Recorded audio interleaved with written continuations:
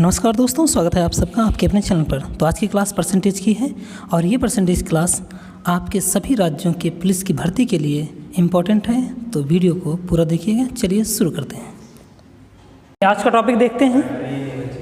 क्या हुआ 20% ऑफ वो कर दो, कोई दिक्कत नहीं हुई। चलिए, आज का टॉपिक है परसेंटेज। हम लोग परसेंटेज को पढ़ते हैं और देखते हैं कि इसमें किस प्रकार के सवाल बनते हैं और इनको सोल्यूशन किस तरीके से होगा। ठीक है, तो जैसा कि नाम से आपको पता है, प्रतिशत क्या है? प्रतिशत। अगर इसको हम सिंपली समझना चाहें तो देखो दोस्तों, प्रति का मतलब होता है बटा, यानी कोई चीज़ बटे में हो, और शत का मतलब होता है सैकड़ा, यानी जो वस्तु सैकड़े में व्यक्त की जाए वह प्रतिशत होती है। कोई वस्तु जब 100 में व्यक्त की जाएगी तो वो प्रतिशत होती है। जैसे अगर हम लिखना चाहें कि ये 10% है, कितना है? 10% है। इसका मतलब ये कह रहा है कि कोई वस्तु 100 में 10 प्राप्त हुई, यानी 10% का मतलब क्या है कि कोई वस्तु 100 में 10 प्राप्त हुई। इसी तरीके से अगर हम 15% कहना चाहें तो आप बोलोगे कि कोई वस्तु 100 में 15 प्राप्त हुई। ठीक है, अगर आप बस इसी लाइन को पकड़े रहें तो आपको परसेंटेज के लगभग क्वेश्चन सॉल्व हो जाएंगे कि जो चीज़ जितना प्रतिशत दिया जाएगा आप ये मानोगे कि ये 100 में इतना था। अब इसी तरीके से अगर हम ये कहें कि आपको 2000 का 30% फाइंड आउट करना है, 2000 का 30% कितना होगा? जैसे आपके सामने एक क्वेश्चन आ गया और आपको, ठीक है, यानी 2000 का 30% कितना है, आप इसको बिना पेन बिना कैलकुलेशन के लगाना चाहते हो तो मेरी बात को ध्यान से अगर सुना होगा तो मैंने क्या बोला? जो चीज़ 100 में व्यक्त की जाती है वो प्रतिशत कहलाती है। तो यहाँ पर क्या है? लिखा है 30%। तो इसका मतलब क्या है कि ये 100 में 30 है। कितना है? 100 में 30। 100 में 30 तो 2000 में। अब मुझे बताओ 100 का हम कितना गुना कर दें कि 2000 हो जाए? तो आप कहोगे कि 100 को अगर हम 20 गुना कर दें तो ये 2000 हो जाएगा। उसी प्रकार ये संख्या भी अपने का 20 गुना हो जाएगी, अर्थात 2000 का 30% आपका 600 प्राप्त हो जाएगा। यानी ये टेक्निक आपको देखने में लग रहा होगा कि 2 या 3 लाइनें गई हैं, लेकिन आप इसको ओरल कर सकते हो। जैसे हमने क्या बताया? प्रतिशत का मतलब 100 में कितना। अब आपसे कहा गया कि 2000 का 30% कितना है, तो आप मुझे बताओ जब 100 में ये 30 है तो 2000 में कितना हो जाएगा? 600 हो जाएगा। अब बिना किसी कैलकुलेशन के कर सकते हो। वैसे नहीं, सिंपली हम लोग क्या करते हैं कि 2000 लिखते हैं, उसके बाद इसका 30% निकाल लेते हैं। तो एक चीज़ ध्यान रखना, जब भी आपको ये प्रतिशत का निशान मिले, जब भी आपको ये प्रतिशत का निशान मिले, इसका मतलब दी गई संख्या में 100 से गुणा हो चुका है। तो दी गई संख्या में 100 से गुणा हो चुका है, तो जब कभी इस निशान को हटाएंगे तो ये डंडी देख रहे हैं, इसी को आप बटे कर दीजिए। उसके बाद ये जो 2 बिंदी हैं, इसी को थोड़ा सा आप बड़ा करके 0 बना दीजिए। ये आपका प्रतिशत से भिन्न बदल गया, तो ये आपका फिर भी कितना आ जाएगा? 600। तो कुछ लोग इसको आसान समझते हैं, ठीक है। तो ये आपका बाकायदा आपको सॉल्व करना पड़ेगा, कैलकुलेशन करना पड़ेगा, लेकिन इस मेथड में क्या है, आप बिना पेन के ओरल सॉल्व कर सकते हो कि 100 में 30, 2000 में 600। ठीक उसी प्रकार से अगर एक क्वेश्चन और देखो, अगर हमने ये कहा कि 250 का 50% कितना होगा? 250 का 50% कितना होगा? तो आपने सिंपली देखा कि प्रतिशत का मतलब क्या होता है कि जो चीज़ 100 में कितनी दी गई। तो आपने कहा जो 50% है, इसका मतलब 100 में ये 50 है। 100 में कितना है?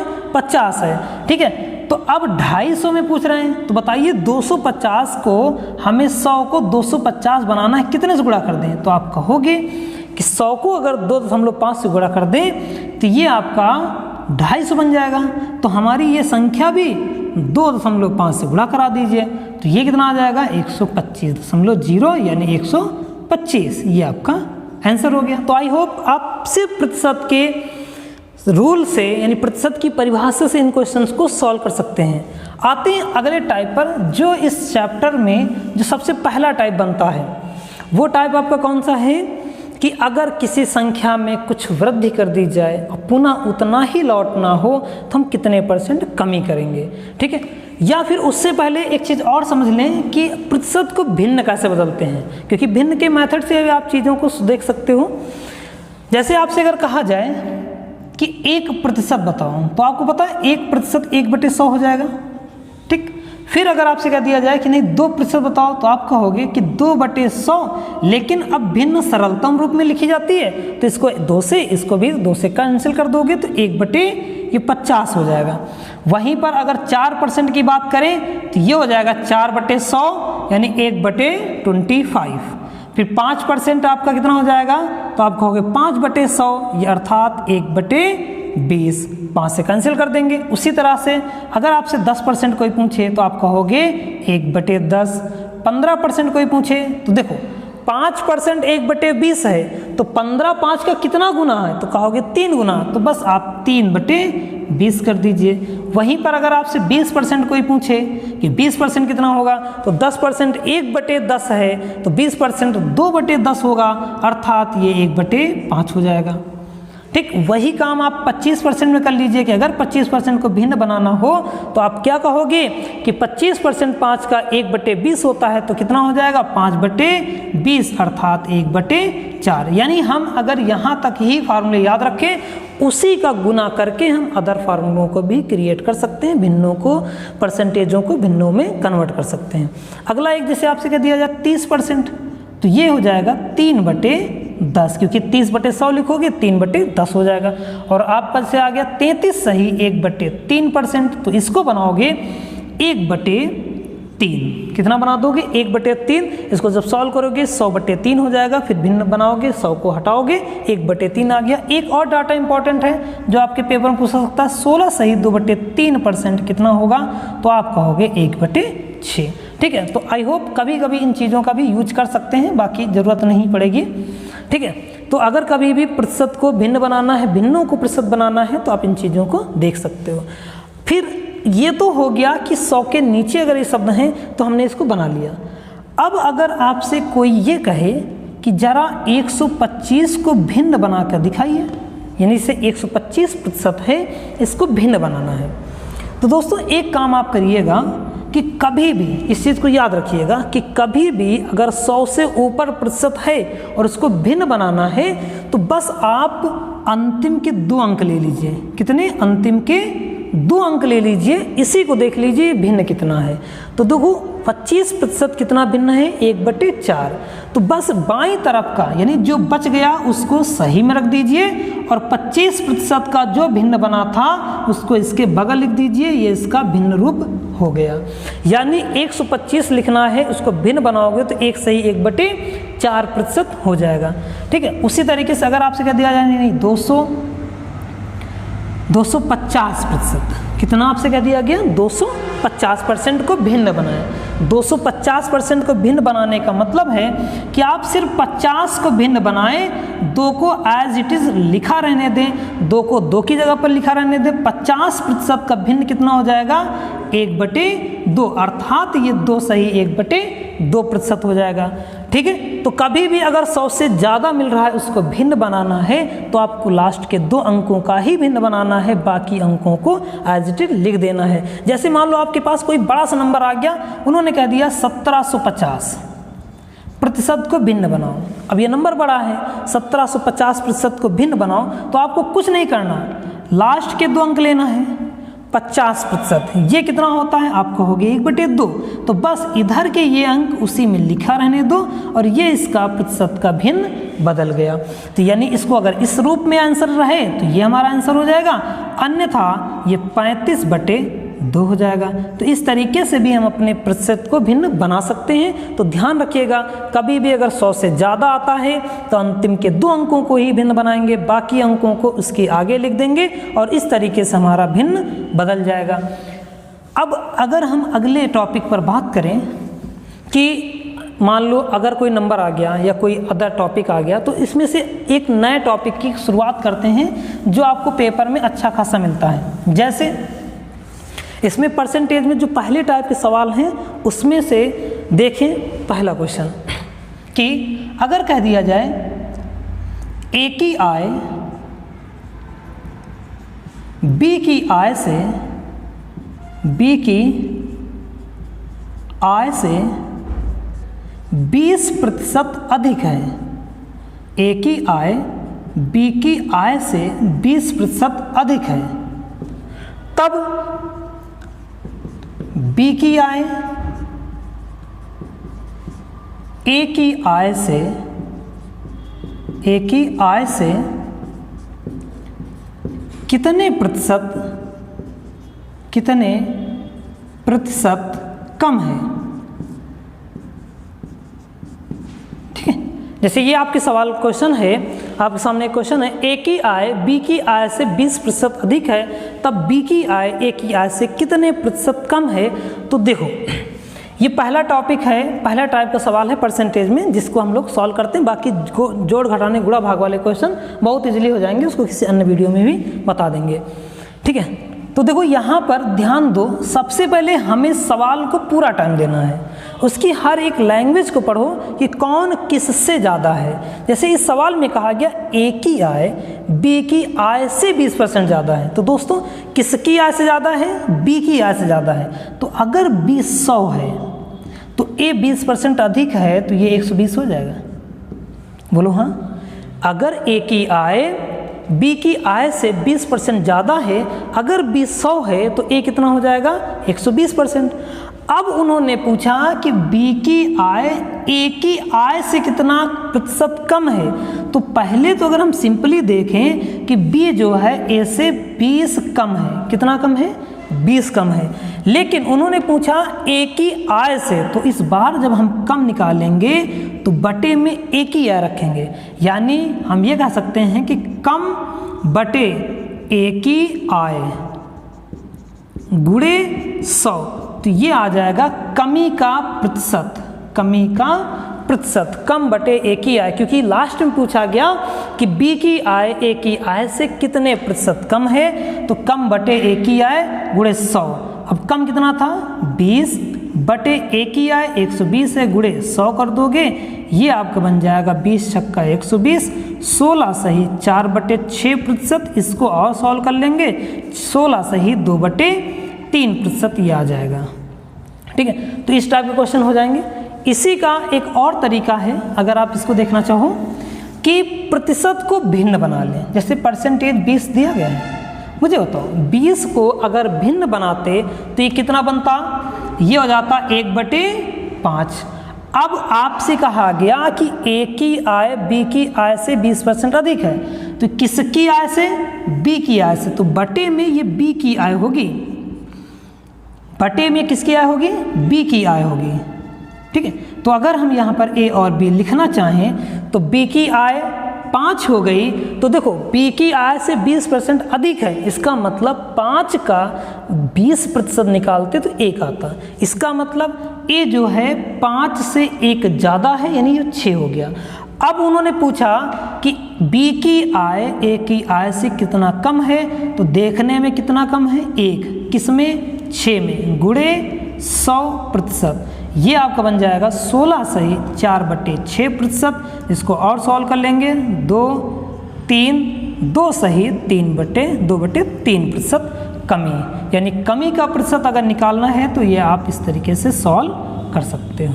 ठीक है, अब अगर इसी सवाल में आपसे कह दिया जाए कम नहीं ज़्यादा है, यानी क्या है, सॉरी अधिक नहीं कम है, कम है। ठीक है, तब यहाँ पर कितने प्रतिशत अधिक हो जाएगा, यानी सवाल आ गया कि ए की आय बी की आय से 20% कम है, तब बी की आय ए की आय से कितने प्रतिशत अधिक है। जैसे ये आपका सवाल है। ठीक है, तो हमें ये बताना है कि ए की आय बी की आय से 20% कम है, तब बी की आय ए की आय से कितने % अधिक होगा। इसके लिए क्या करेंगे, देखो फिर से वही आ जाते हैं कि ए और बी। अब इस बार कहा गया कि जो ए की आय है वो बी की आय से 20% कम है, यानी अगर बी 100 है तो ए 80 रहेगा, क्योंकि 20 कम है। अब फिर उन्होंने पूछा तब बताओ बी की आय ए की आय से कितने % अधिक है। तो पहले तो ये बताओ आखिर ये अधिक कितना है, तो आपने कहा 20। अब इस बार किसके साथ दिखाना था, ए के साथ, तो ए का कितना है, 80 है, गुणे कर दिया 100, यानी ये हो गया वृद्धि का प्रतिशत या अधिक का प्रतिशत या ज़्यादा का प्रतिशत। ठीक, ये बन जाएगा कि 80 से 120 ज़्यादा है, लेकिन इस बार किसके साथ दिखाना है, ए के साथ दिखाना है। तो जिसके साथ दिखाएंगे उसको बटे में रखेंगे और ये आपका आ गया 20 चौक 80 और 4 पंचे 20, यानी ये बन जाएगा 25%। तो ए की आय कितना हो गया 25%। ठीक है, तो इस तरीके से आपके कुछ डाटा हैं जो आपके साथ आते हैं। जैसे कि कभी भी अगर कम दिया जाए तो उसका आंसर वृद्धि में कितना होगा। अगर इस डाटा को ही देख लोगे तो आपके बहुत सारे क्वेश्चन ऐसे सॉल्व हो जाएंगे। जैसे अगर हम आपसे कहें कि ए और बी, ठीक है, शुरुआती आ गया कि 10% कम है कितना कम, और यहाँ पर क्या रहेगा, ये हो गया कम और ये हो गया अधिक। ठीक है, अगर ये कह दिया कि ए की आय बी की आय से 10% कम है, तब बी की आय ए की आय से कितने % अधिक होगा। तो इसके लिए हो जाएगा 10 बटे ए 90 गुणे 100, यानी सॉल्व करेंगे तो 10 बटे 90 गुणे 100। इस कंडीशन में हो जाएगा 11 सही 1 बटे 9%। ठीक है, यानी क्या हो जाएगा कम और अधिक में। यहीं पर अगर आ जाए 16 सही 2 बटे 3% कि कम है ए का 16 सही 2 बटे 3%, तो इसका अधिक हो जाएगा 20%। फिर अगर यहाँ पर आ गया कि कम है 20% तो अधिक है 25%। फिर अगर है कम है 25% तो अधिक है 20%। फिर आ गया कि 33 सही 1 बटे 3%, तो ये आपको हो जाएगा 25%। 1 मिनट, 25 1 बटे 3 कम 3 2 50%, तो अधिक कितना हो जाएगा 50%। तो ये कुछ डाटा हैं जिनको आप डायरेक्ट क्वेश्चन में अगर आएंगे तो इनको हम डायरेक्टली सॉल्व कर लेंगे। ठीक, हाँ देखो कैसे, जैसे यहाँ पर क्या है कि 20% कम है, तो 1 बटे 20 यानी 1 बटे इसको क्या लिखोगे 5, तो 5 हो गया 4 हो गया, 1 की वृद्धि हो गई कितने में 4 में, तो गुणे 100 जब करोगे तो हो जाएगा 25%। ठीक है, तो कम और ज़्यादा के लिए ये आप चार्ट का यूज कर सकते हो। और कहीं पर अगर सवाल में कम के ये % दे दिए हैं तो आंसर में ये आंसर आएंगे, अगर अधिक का ये % दिया गया है तो आंसर आपके कम में ये आ जाएंगे। ठीक, आई होप आप चीज़ समझ पा रहे हो। आते हैं अगले टाइप के सवाल पर कि अगर आपसे कह दिया जाए कि परीक्षा में कोई फेल पास हो रहा है, क्या है परीक्षा में कोई फेल पास हो रहा है। जैसे कहा गया कि ए एक परीक्षा में 25 अंकों से फेल हो गया, 25 अंकों से फेल हो गया, उसे परीक्षा में 35% अंक प्राप्त हुए,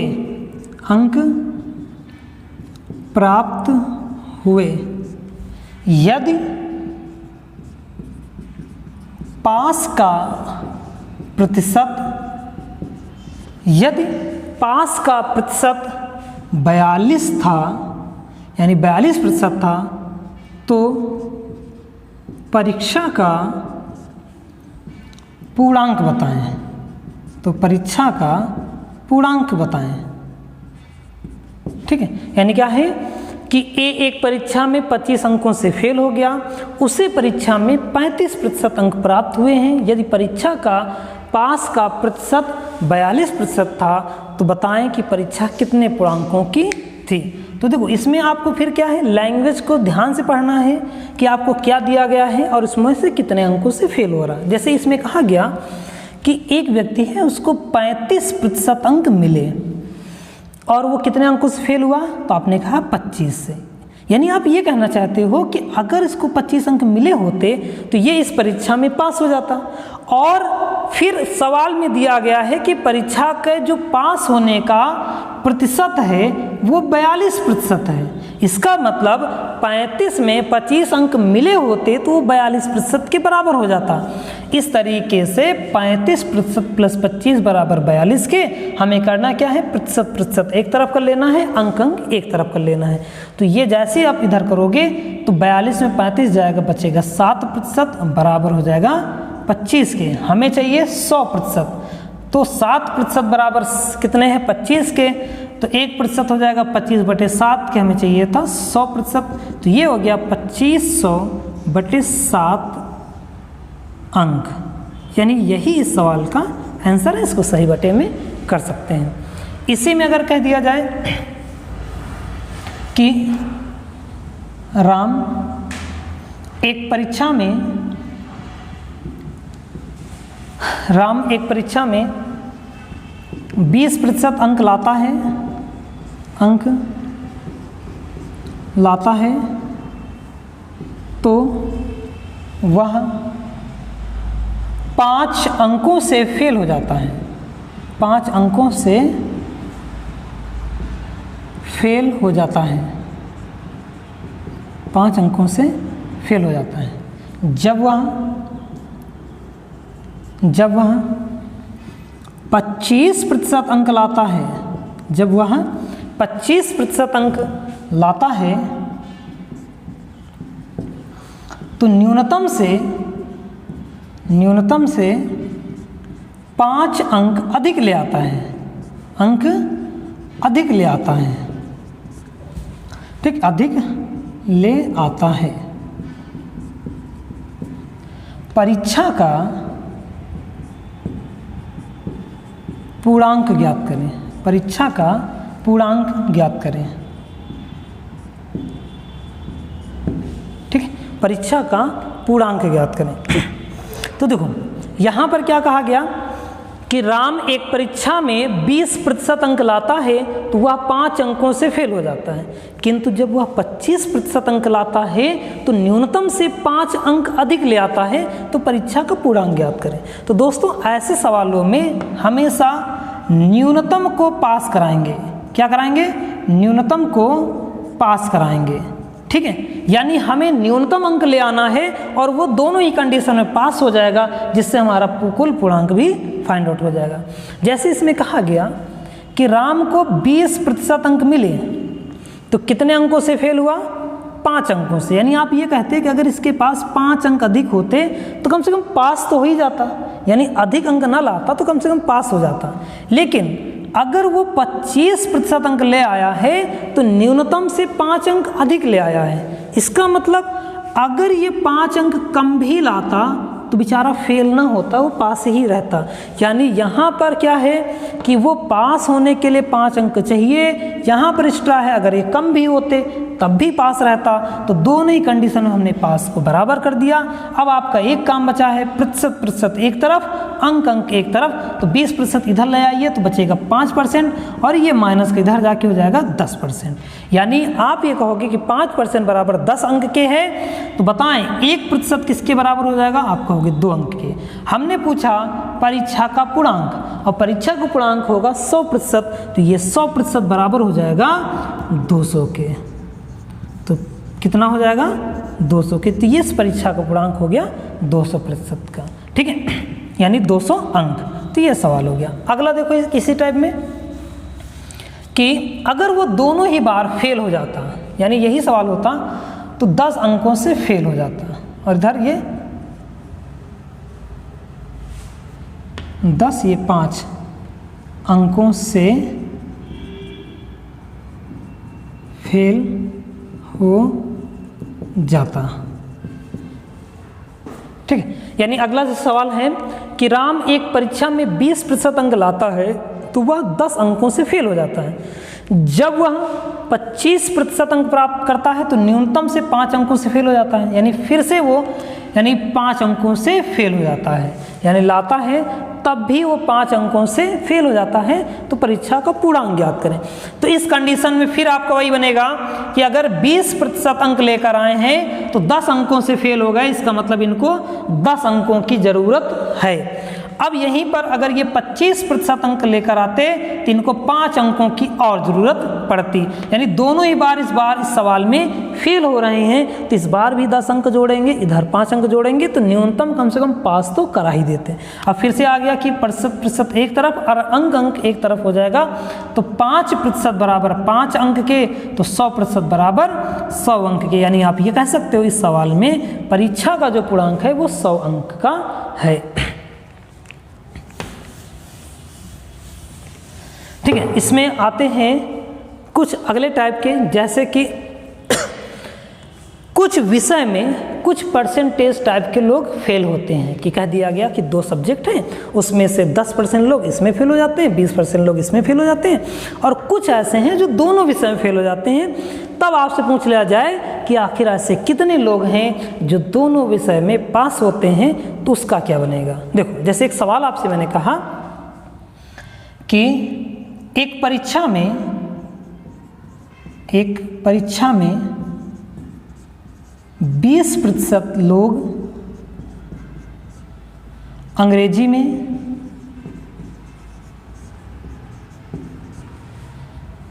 35% लोग गणित में तथा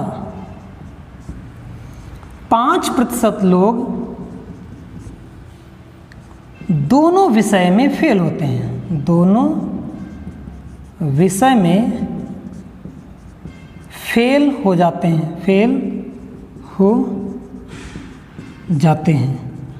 ठीक है। तो कितने प्रतिशत लोग दोनों विषय में पास हुए।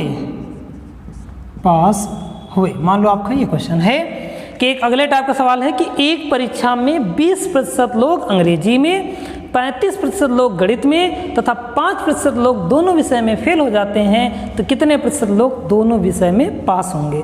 तो देखो, यहाँ पर अगर आपको 2 विषय दिया गया है तो हम 2 सर्किल आप